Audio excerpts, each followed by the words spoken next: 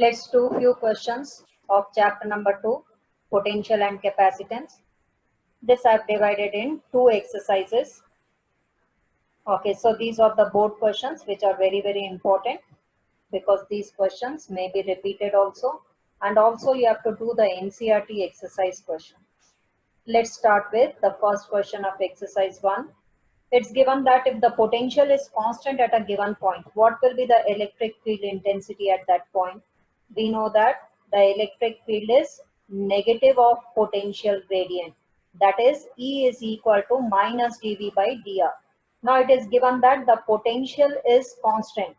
If the potential is constant, that is dy constant of a quantity upon dr, we know that the differentiation of a constant quantity is 0.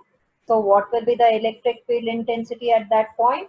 It will be equal to 0. Why? Because the potential is constant and the differentiation of a constant quantity is 0. So the electric field is 0. Question number 2 is, does the electric potential increase or decrease along the electric lines of force? Here E is minus dV by dr. So along the electric lines of forces, the potential will decrease. Why? Because it is the negative gradient. Question number 3 is, what is the work done in moving 200 nanocoulombs between 2.5 centimeters apart on an equipotential surface? As the surface is equipotential surface, so the potential difference between the 2 points will be equal to 0. And we know that the work done is equal to, let the 2 points of B and A.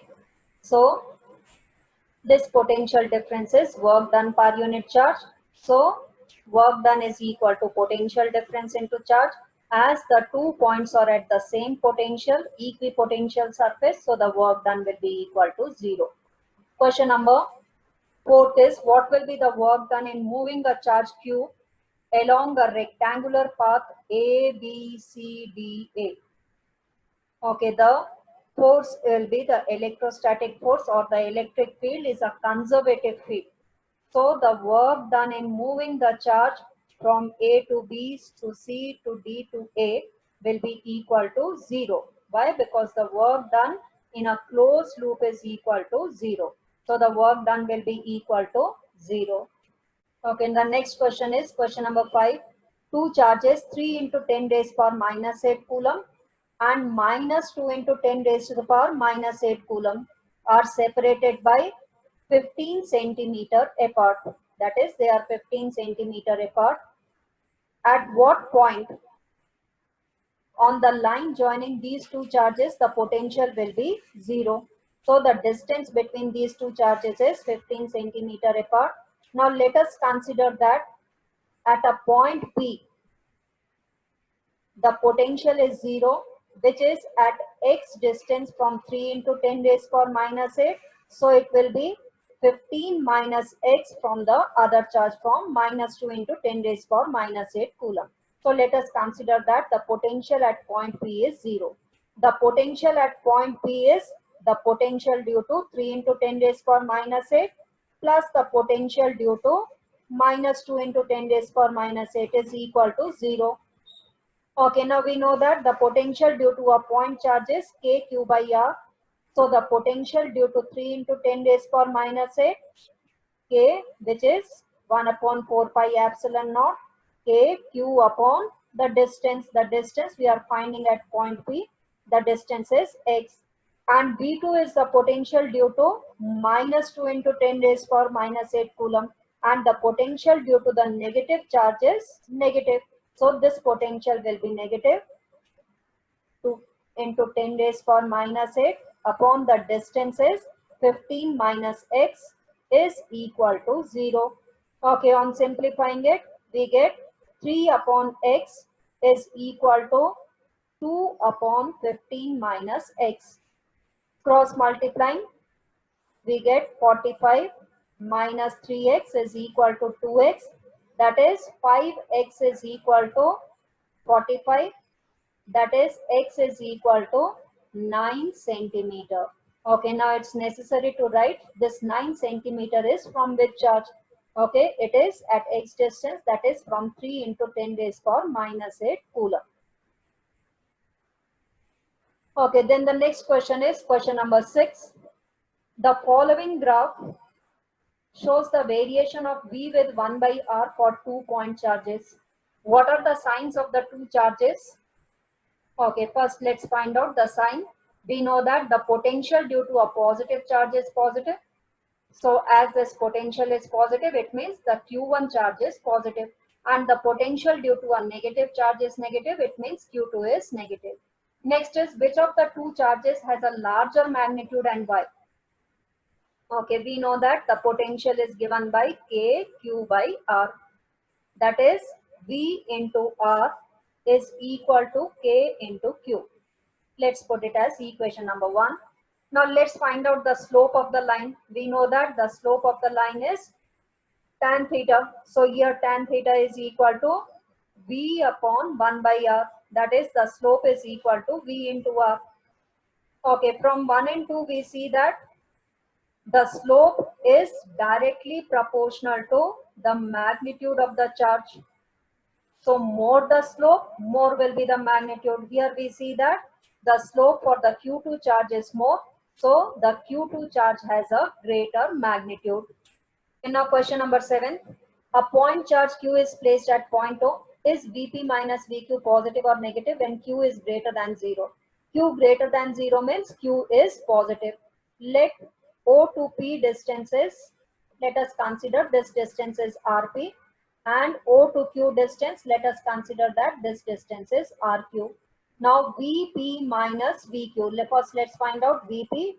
Vp is 1 upon 4 pi epsilon naught, which we can write it as K Q upon Rp distance, where Vq can be written as K Q upon Rq distance. Now let's find out Vp minus Vq. That is K Q 1 upon Rp minus 1 upon Rq. Okay, now here first part is Q is positive. From the figure we can see that Rp is less than Rq. So 1 upon Rp will be greater than 1 upon Rq. So 1 upon Rp is greater than 1 upon Rq. So Vp minus Vq will be positive. Whereas in the second part, Q is negative. Q is negative. So Vp minus Vq becomes KQ 1 upon RQ minus 1 upon RP. Why? Because this Q is negative, minus sign we take it inside, so it will become 1 upon RQ minus 1 upon RP. As 1 upon RP is greater than 1 upon RQ, so this term is greater than 1 upon RQ, so Vp minus Vq will be negative. So Vp minus Vq is negative. Let's proceed to the next question. Question number 8. 2-point charges. Q1 10 into 10 raised power minus 8, Q2 is minus 2 into 10 raised power minus 8 coulomb, are separated 60 centimeters at a distance of 60 centimeters. What distance from the first charge would the electric potential is 0? This type of questions we have already done. Let's do it once again.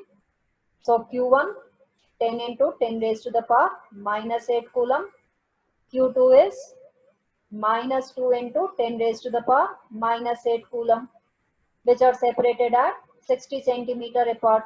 Let the potential is 0 at a point P, which is at x distance.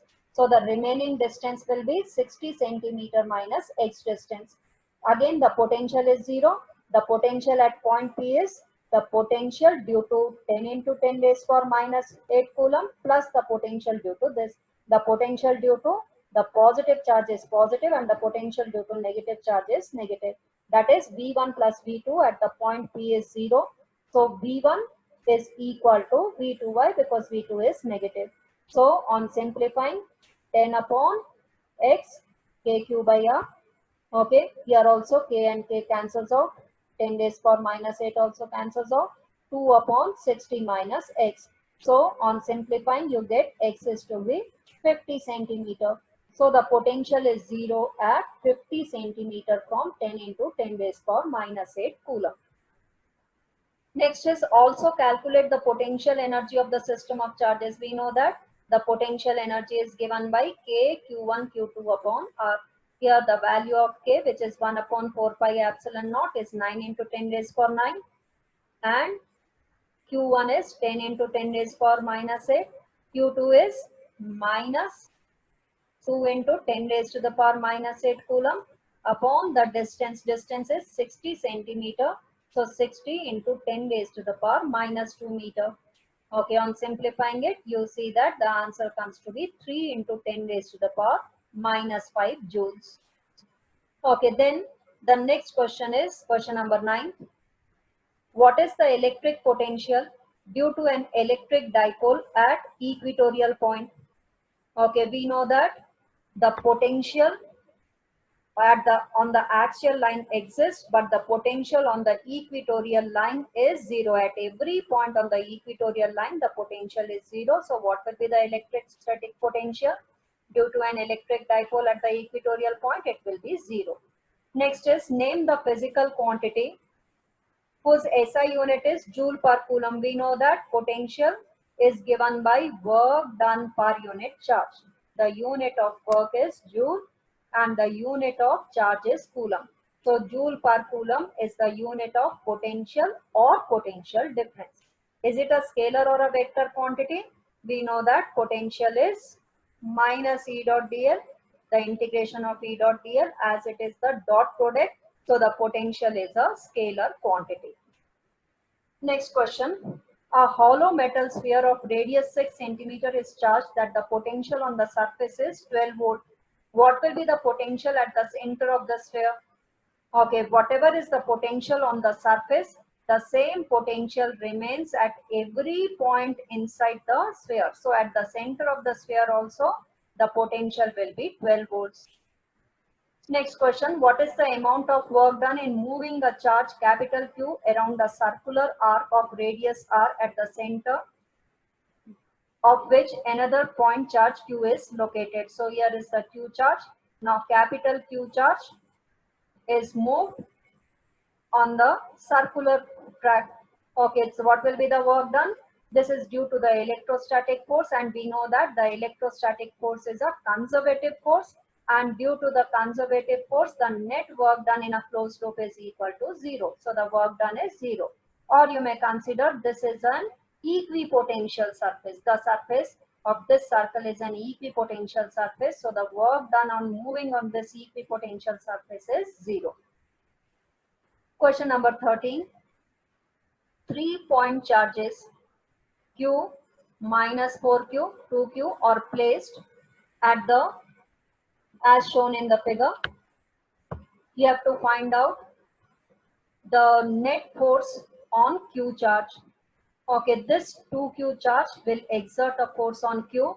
In which direction? Along the line joining. Let this force is F1. So the force between Q1 and 2Q is F1. Let's write the magnitude of F1. F1 is equal to 1 upon 4 pi epsilon naught Q into 2Q, that is 2Q square upon the distance between them is L. So 2Q square upon L square. Okay, now let's find out the force between Q and minus 4Q. The force, let it is F2, which will act along minus 4Q. So F2 is equal to 1 upon 4 pi epsilon naught Q1 into Q2, Q into minus 4Q, that is 4Q square. Here we won't write the negative sign because with the negative sign we have already drawn the direction, upon square of the distance L square.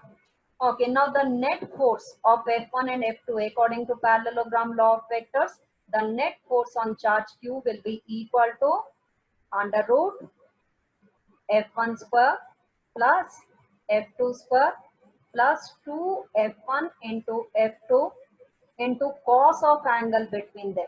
Now let's see what is the angle between them. As it is an equilateral triangle, this angle is 60 degree. So if we draw one horizontal line, this will be 60, the other will be 60. So the angle between them is 120 degree. So cos 120 degree, and the value of cos 120 is minus half. So it becomes F1 square plus F2 square minus F1 into F2. Why? Because cos 120 is minus of this 2 and 2 cancels out. Okay, then you can put the values of F1, F2 over here. So what do we get? This 1 upon 4 pi epsilon naught square of it. This we can take it outside. 1 upon 4 pi epsilon naught can be taken outside. Then here q square upon L square. Okay, then inside the square root, what remains? Here square of this 2 is 4 plus 16 minus F1 into F2, 2 into 4, 8. That is 20 minus 8 is 12. So under root of 12, 1 upon 4 pi epsilon naught q square upon L square. This under root 12 can be written as 2 root 3 also. So the answer is 2 root 3 q square upon 4 pi epsilon naught into L square. Okay, then the second part is find out the amount of work done to separate the charges at infinite distance apart. Okay, so this work done will be equal to negative of potential energy. Why? Because it has to be separated. So the work done is negative of potential energy, and the potential energy will be between these two charges, q and minus q. Let's write down minus 1 upon 4 pi epsilon naught q into minus 4q, that is minus 4q square upon k, q1, q2 upon r. And what is the distance between these two? L. Okay, then there will be some potential energy between minus 4q and 2q, which is equal to 4 into 2 minus 8 q square. Again, the distance between the two charges is L, k, q1, q2 upon r. K we have taken outside. Then there is some potential energy between 2q and q, which is equal to 2q into q, 2q square upon distance, which is equal to L. Okay, on simplifying it, what do you get? 12. Okay, minus 12q square, L you can take it outside, minus 12q square plus 2, which will be equal to minus 10q square upon L. The bracket term becomes minus 10q square upon L, and minus it becomes plus. So the answer is 1 upon 4 pi epsilon naught 10q square upon L. Okay, now let's move to the next question, which is draw the equipotential surfaces for an electric dipole. Okay, this we have already drawn in the video part. I have already shown. Let's draw it once again. For an electric dipole means minus q, equal and opposite charges separated by small distance. Okay, for any charge, any isolated charge, these are the equipotential surfaces. But between the charges, the equipotential surfaces will be closer, and outside it will be a little apart, far away from each other. So these are the equipotential surfaces for an electric dipole. Okay, so in between, this surface will act like an equipotential surface. Okay, now the next question is question number 15, which has come in 2020 for 2 marks. N small conducting liquid droplets, each of radius small r, are charged to a potential V each. These droplets coalesce means combine to form a single drop without charge leakage. Find the potential of the large drop. Okay, now here n small drops are combining to form a big drop. So the volume of the big drop will be equal to volume of the big drop is equal to, this is volume of large drop, is equal to n times the volume of small drops. N times the volume of small drops. Okay, now as we know that the drop is spherical in shape, so the volume of the large drop is 4 by 3 pi. Let capital R is the radius of the large drop. N times the volume of small drop, and the volume of a small drop is 4 by 3 pi r cube. Okay, where this small r is the radius of the small drop. Okay, small r is the radius of the Here we see that r cube is equal to n of small r cube, that is r is equal to n raised to the power 1 by 3 r.